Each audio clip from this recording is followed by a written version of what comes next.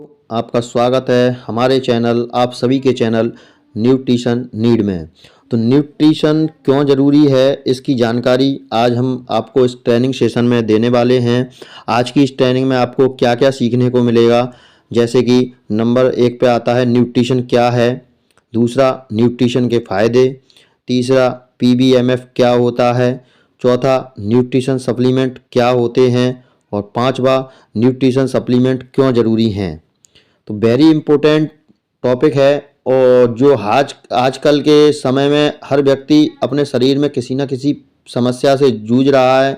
और कारण क्या है, उसके शरीर के अंदर भाग दौड़ भरी जीवनचर्या में खान पीन की कमी के कारण उसके शरीर में कुछ पोषक तत्वों की कमी आ जाती हैं, जिनके कारण वह दिन प्रतिदिन बीमार होता जा रहा है, उसकी इम्यूनिटी पावर कम होती जा रही है। तो आज के सेशन में हम आपके सारे डाउट क्लियर करेंगे और कितनी मात्रा में कितना न्यूट्रिशन ज़रूरी है सब आपको बताएंगे। तो किसी भी रोग के इलाज से ज़रूरी है उसकी रोकथाम।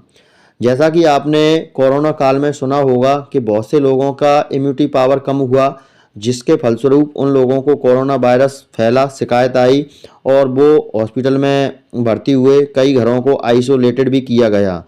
कारण क्या था कि यह वायरस इतना खतरनाक था कि एक दूसरे को छींकने से भी लग रहा था, तो इस वजह से लोगों को आइसोलेट किया गया था। तो किसी भी रोग के इलाज से ज़रूरी है उसकी रोकथाम, और रोकथाम के लिए ज़रूरी है हमारे शरीर में पर्याप्त मात्रा में न्यूट्रिशन होना। इलाज एक टेम्परेरी सॉल्यूशन है। मान के चलिए कोई व्यक्ति बीमार हो जाता है तो उसका जब इलाज कराया जाता है तो वह कुछ समय के लिए स्वस्थ हो जाता है। मान के चलिए किसी व्यक्ति को बार बार बुखार आता है, सर्दी खांसी जुकाम बना रहता है या हाथ पैरों में दर्द होता है, तो मार्केट में जब हम अपने किसी फैमिली डॉक्टर के पास जाते हैं या किसी क्लिनिक या किसी मेडिकल स्टोर पर जाते हैं तो हम जो जानी पहचानी टैबलेट आती हैं, जैसे कि कॉम्बीफ्लैम है, डाइक्लोविन प्लस है या पैरासीटामॉल है, इन टैबलेट को खाकर हम अपना टेम्परेरी सॉल्यूशन तो कर लेते हैं, लेकिन उसका परमानेंट इलाज नहीं हो पाता है। कारण क्या है कि ऐसी दवाओं का सेवन करने से सिर्फ हमारे शरीर में कुछ समय के लिए वो चीज़ दब जाती है, ना कि वह हमेशा के लिए ठीक हो जाती है। तो रोकथाम होता है इसका परमानेंट सॉल्यूशन। तो रोकथाम के लिए हमको पर्याप्त मात्रा में न्यूट्रिशन और पोषक तत्वों की मात्रा हमारे शरीर में होनी चाहिए। हमारे शरीर में 7 पोषक तत्व जो आमतौर पर देखे गए हैं, जैसे कि carbohydrates, protein, fat, vitamin, mineral और वाटर। एक 8वां पोषक तत्व फाइबर होता है, जो कि आपको इस स्लाइड में नहीं दिखाई दे रहा है, जिसके बारे में मैं आपको जानकारी दे रहा हूं। पोषक तत्वों की मात्रा हमारे शरीर में कितनी होनी चाहिए, तो आरडीए से आप क्या समझते हैं? तो एक स्वस्थ व्यक्ति द्वारा प्रतिदिन की पोषण की आवश्यकताओं की पूर्ति हेतु लिए जाने वाले आहार में पोषकों की औसत मात्रा को आरडीए कहा जाता है। भारत में आरडीए की मात्रा का निर्धारण विश्व स्वास्थ्य संगठन, वर्ल्ड हेल्थ ऑर्गेनाइजेशन तथा राष्ट्रीय पोषण संस्थान, national institute of national (NIN) द्वारा किया जाता है। पोषक तत्वों की कमी से होने वाले रोग क्या हैं और क्या देखने को समस्याएं हर व्यक्ति में मिलती हैं? बालों का झड़ना, आजकल ये समस्या आम बन गई है कि हर व्यक्ति के, हर बच्चे के, हर महिला के, हर बच्ची के बाल झड़ रहे हैं। डेंटल प्रॉब्लम, दांतों में समय से पहले कीड़ा लग जाता है, पीले पड़ जाते हैं, मसूड़ों में दर्द होता है। रक्तचाप, किसी का आजकल ब्लड प्रेशर अचानक से डाउन हो जाता है, किसी का बढ़ जाता है। मधुमेह, कोलेस्ट्रॉल, कैंसर जैसी बीमारियां, मसल्स या बोन्स की कमजोरी, मौसमी बीमारियां, जैसे कि आमतौर पर जब मौसम चेंज होता है तो ऐसे लोग जिनके शरीर में पोषक तत्वों की कमी होती है वह सर्दी खांसी और जुकाम की चपेट में आ जाते हैं, वायरल फीवर हो जाता है। एनर्जी में कमी, इम्यूनिटी की कमी, त्वचा संबंधी समस्याएं जैसे कि फुंसियां होना, चकत्ते पड़ना त्वचा पर और खुजली मचना, श्वसन संबंधी बीमारियां, सांस लेने में समस्याएं होती हैं। स्वस्थ रहने के लिए क्या ज़रूरी है? तो स्वस्थ रहने के लिए 30% व्यायाम की आवश्यकता होती है, जो आजकल की भागदौड़ भरी जीवन शैली में कोई भी अपने शरीर के लिए 30% व्यायाम के लिए यदि निकालता है, मान के चलिए यदि किसी के पास 10 मिनट का भी समय है और यदि वह प्रतिदिन प्राणायाम या योगा करता है, सूर्य नमस्कार करता है, तो वो उसका 30% व्यायाम 10 मिनट का समय ही उसके लिए पर्याप्त है। जरूरी नहीं है कि आप 1 घंटा जिम के लिए निकालें। यदि आपके पास ऐसे संसाधन नहीं हैं तो आप घर पर योगा कर सकते हैं। इसके बाद 70% पोषण की आवश्यकता होती है। यदि आप नियमित रूप से अपना पोषण ले रहे हैं और योगा या व्यायाम जैसा कर रहे हैं तो आप हमेशा स्वस्थ रहेंगे।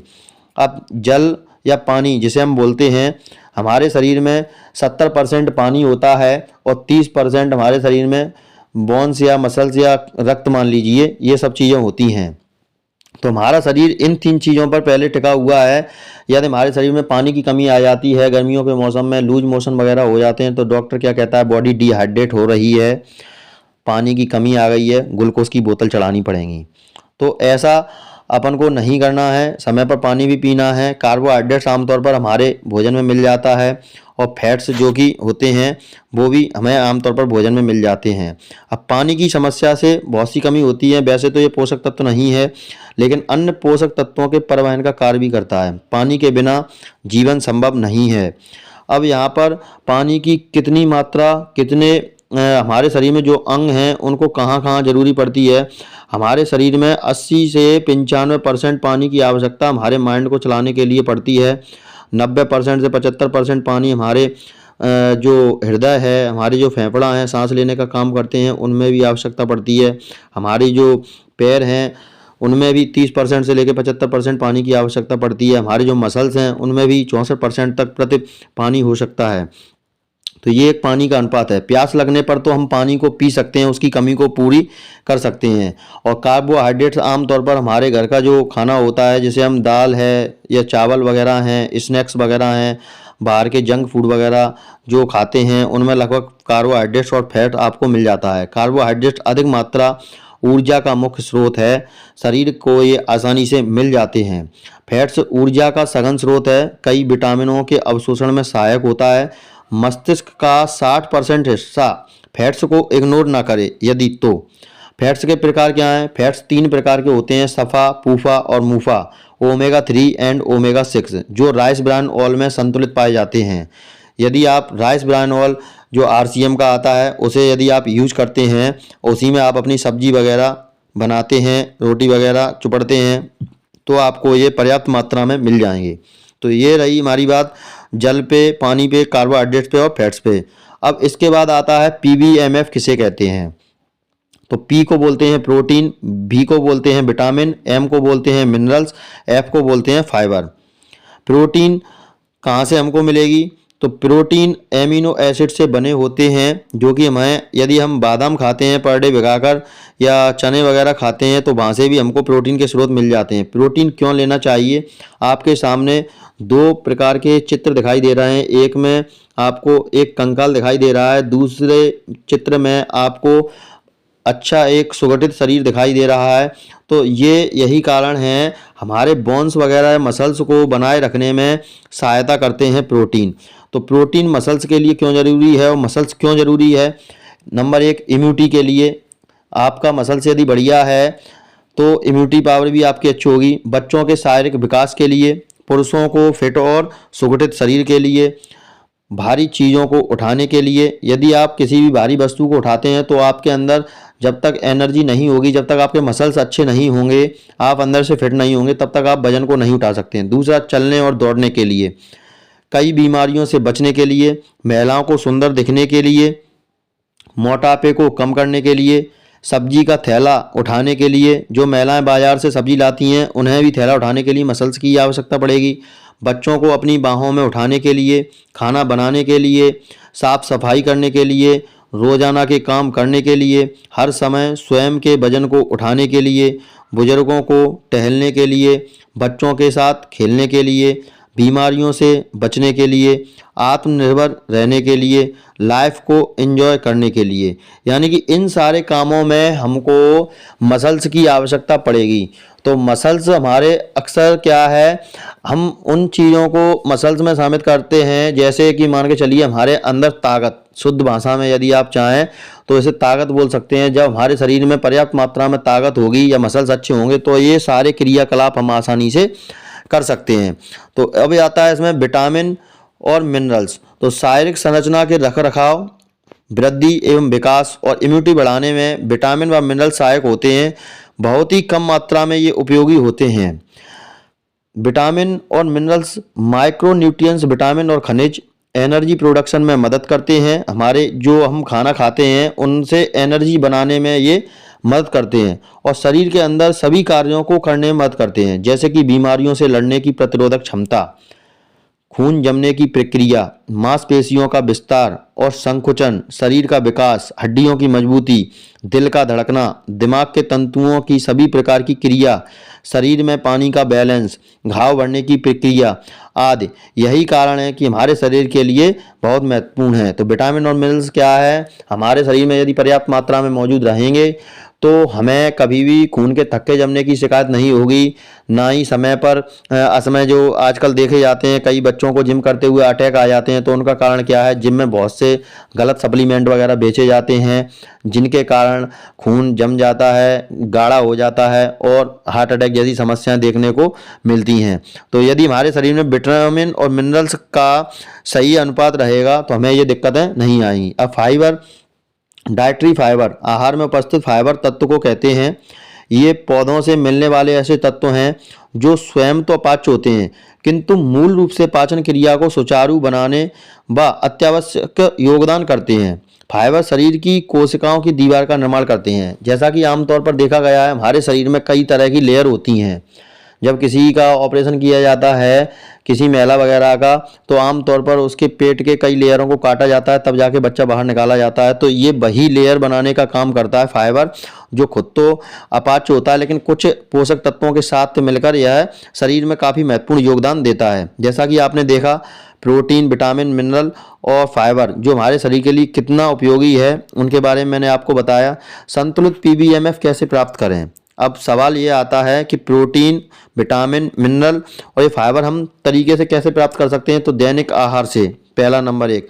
तो दैनिक आहार में क्या है, आमतौर पर ऑर्गेनिक की कमी। आजकल का जो हम यूज कर रहे हैं सरसों का तेल, वह ऑर्गेनिक कमी से परिपूर्ण नहीं है, परिपूर्ण है। उसमें क्या है, पहले जैविक खाद डाली जाती थी और आज के समय में यूरिया और डीएपी वगैरह डाली जा रही हैं।